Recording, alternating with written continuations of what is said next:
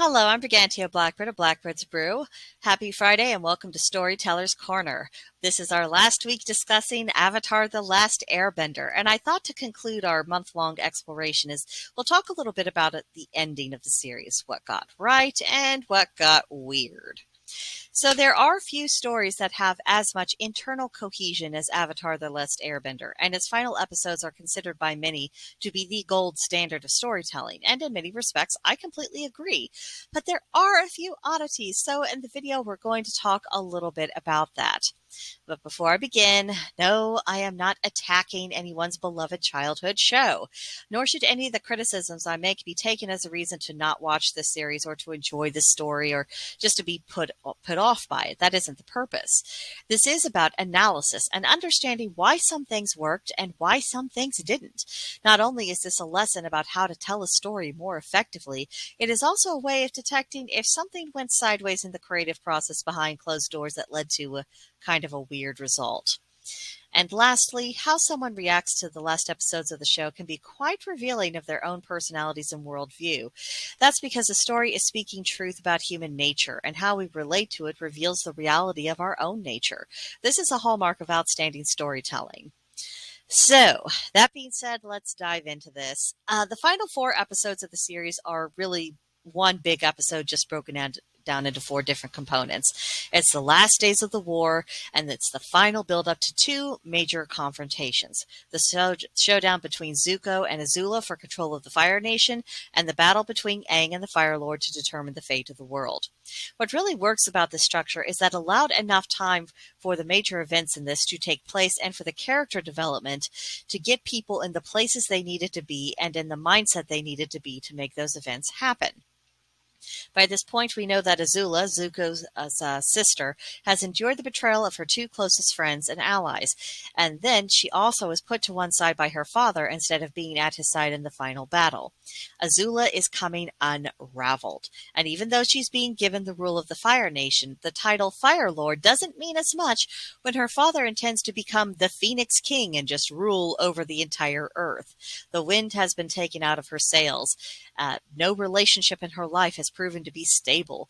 So when Zuko comes by and challenges her for the throne, she is already off balance. By contrast, Zuko has completed his full redemption arc, and he is fully aligned with his life's purpose and destiny. He has learned and matured, and he is at peace with himself. Confronting his sister isn't a matter of anger. It is a matter of necessity. Katara is at Zuko's side, and even though Azula challenges Zuko to a soul duo for the throne, Katara still stays on hand. She's at the ready. And during the fight, Azula creates some lightning, but instead of firing those lightning bolts at Zuko, she targets Katara. Zuko leaps in front of the lightning, saving Katara, manages to redirect it, although he was severely wounded in this process. Katara rushes to his side, but she's attacked by Azula. Well, now, thankfully, by this time, Azula is starting to get worn down, and she's in full crazy mode, so she's not paying the attention that she normally would. She's making mistakes. Katara fights back with waterbending, and she uses it to actually freeze Azula in place. And she creates a pocket of liquid water for herself, and then Katara chains up Azula, secures her to a grate, and then she releases the water. It's at this point that Katara is finally able to rush to Zuko's side, who's in pretty bad shape, and she does manage to heal him. They have a really emotional moment, and you can see that these characters are more connected than ever. While all this is going on, the rest of the gang, which is Toph, Sokka, and his girlfriend Suki, they take on the task of taking out the Fire Nation airships. They are trying to prevent them from doing further damage to the Earth Kingdom. These airships had orders to burn everything in sight, regardless of any considerations, a literal scorched earth operation. It was a hefty task, but with ingenuity, teamwork, and a bit of luck, Toph, Sokka, and Suki did manage to get the job done. And it's an incredible scene to watch. And really, their scenes while they're doing this in the finale, they just don't get the appreciation that they deserve. Aang, meanwhile, is finally going to be going toe-to-toe with Fire Lord Ozai, or I suppose we just say Phoenix King Ozai. Aang has been in absolute torment about what to do in this moment. His journey in the final 4 episode is centered around that conflict.